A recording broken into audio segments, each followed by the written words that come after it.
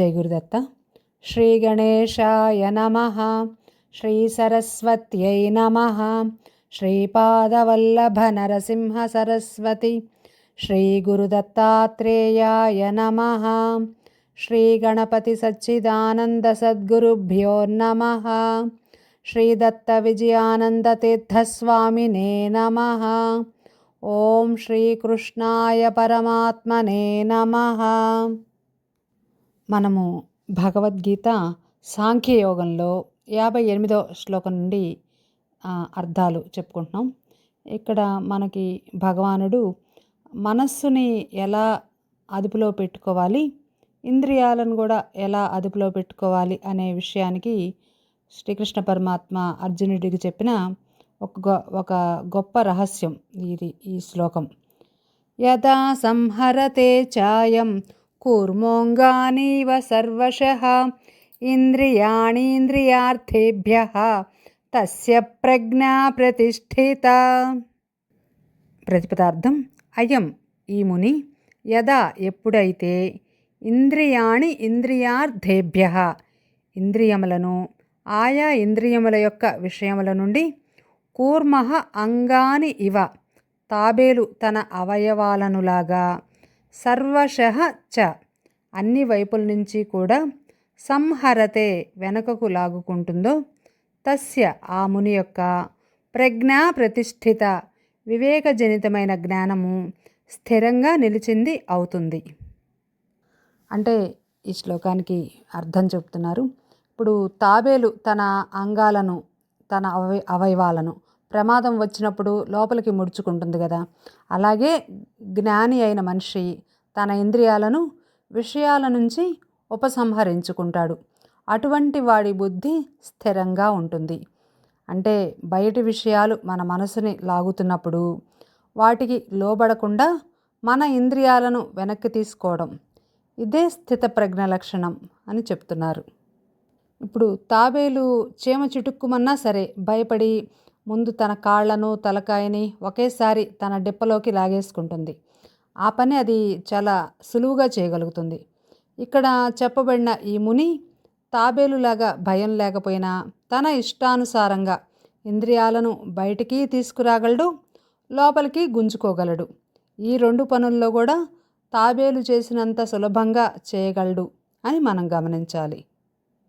ఇది మన జీవితంలో ఎలా అన్వయించుకోవాలంటే, మనకి కూడా కోపం వచ్చినప్పుడు ఎవరైనా తప్పుగా మాట్లాడితే వెంటనే స్పందించకుండా కొంచెం మౌనంగా ఉండటం, ఇదే ఇంద్రియ నియంత్రణ. అలాగే ఆహార విషయంలో కూడా అవసరానికి మించి తీసుకోవడం కాకుండా నియమంగా పాటించటం.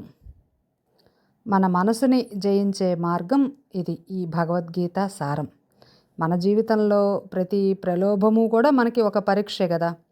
అప్పుడు మనం కూడా ఆ తాబేలులాగా మన ఇంద్రియాలను లోపలికి ముడుచుకోగలిగితే మన బుద్ధి స్థిరమవుతుందని భగవానుడు ఇక్కడ చెప్తున్నారు. తర్వాత 59వ శ్లోకం.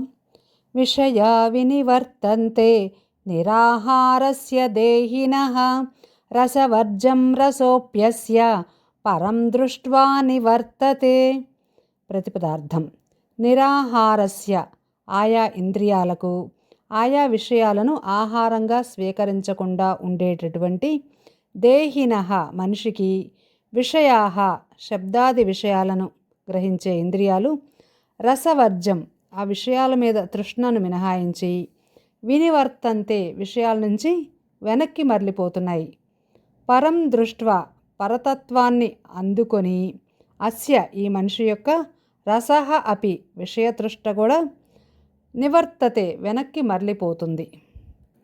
తాత్పర్యం చెప్తున్నారు.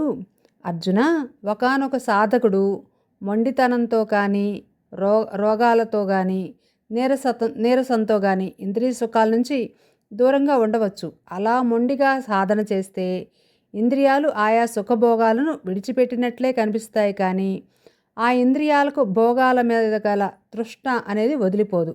అదే సాధకుడు ముందు పరమాత్మ దర్శనాన్ని ఎంతో కొంత సంపాదించి ఆ అనుభవం ద్వారా ఇంద్రియాలను నిగ్రహించాలని ప్రయత్నం చేసినట్లయితే అతడి ఇంద్రియాలకు సుఖభోగాల మీద గల ఆసక్తి పూర్తిగా తొలగిపోతుంది. అది తొలగిపోతే అతడికి ఇంద్రియ జయం అప్రయత్నంగానే సిద్ధిస్తుంది. అంటే ఇక్కడ ఏం చెప్తున్నారంటే, మనిషి భోగాలను అనుభవించకుండా ఉంటే విషయాలు బయటికి దూరమైనట్లే కనపడతాయి. ఉదాహరణకి ఉపవాసం ఉన్నామనుకోండి, తినడం ఆపేస్తాం. అలాగే ఫోన్ ఆఫ్ చేస్తే మనకి అది సోషల్ మీడియా కూడా దూరం అయిపోతుంది. అట్లాగే అప్పుడేమవుతుంది, బయట నియమం ఉంది కానీ లోపల కోరిక ఉన్నది. అంటే అదేంటి, అణిచివేత అనమాట. మనకి ఆ ఉపవాసం అయిపోగానే మళ్ళీ మామూలుగానే అన్నిటి మీద అది తినాలి ఇది తినాలని లోపల ఆహారం మీద కోరిక ఎలా అయితే ఉంటుందో, అలాగే ఫోన్లో మనకి ఏమేమి వచ్చినాయో, ఏమేమి మెసేజ్లు వచ్చినాయో ఇలాంటివన్నీ ఉంటుంది కదా. కానీ దీనికి భిన్నంగా ఇప్పుడు పరమాత్మ అనుభవం లేదా ఆ ఉన్నతమైన ఆనందం అనుభవించినప్పుడు ఆ రుచి కూడా సహజంగా పోతుంది అని చెప్తున్నారు.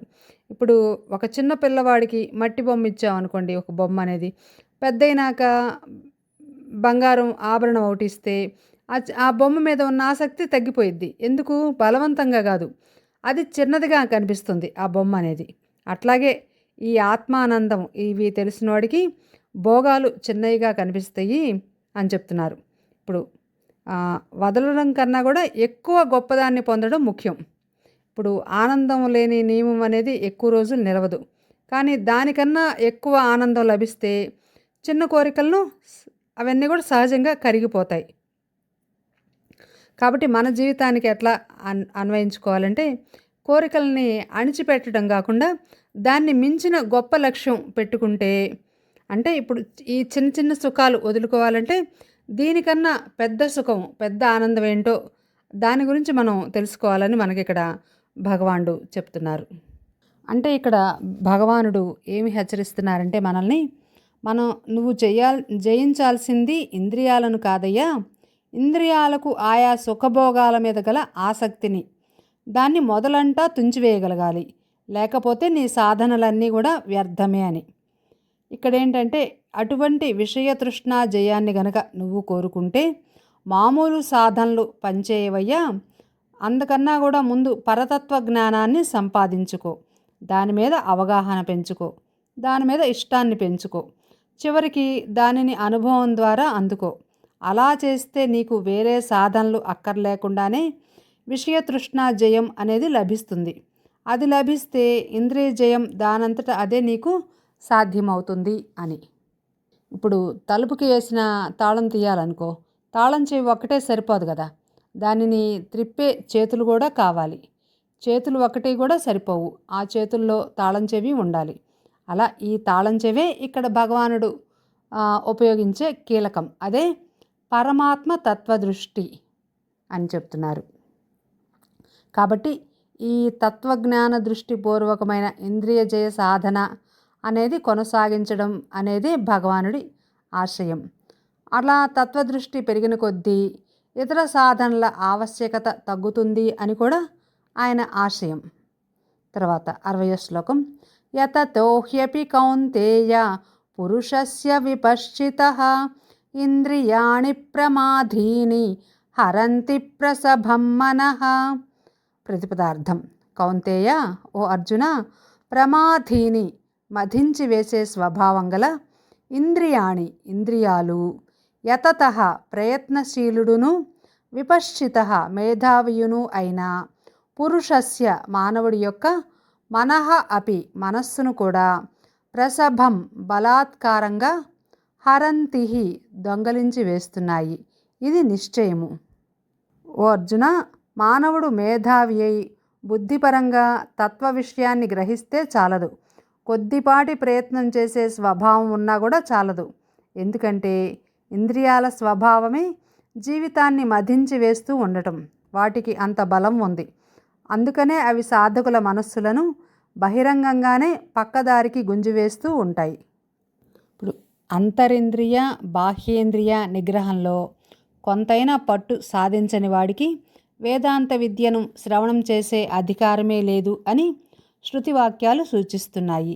దానినే వేదవ్యాస భగవానుడు తన ప్రప్రథమ బ్రహ్మసూత్రంలో అథాతో బ్రహ్మ జిజ్ఞాస అని సూత్రీకరించాయంట. అంటే ఈ సూత్ర ప్రారంభంలో ఉన్న అథ అనే శబ్దానికి సాధనా చతుష్టయ సంపత్తిని సంపాదించిన తరువాత అని భాష్యకారులు అర్థనిర్ణయం చేశారు.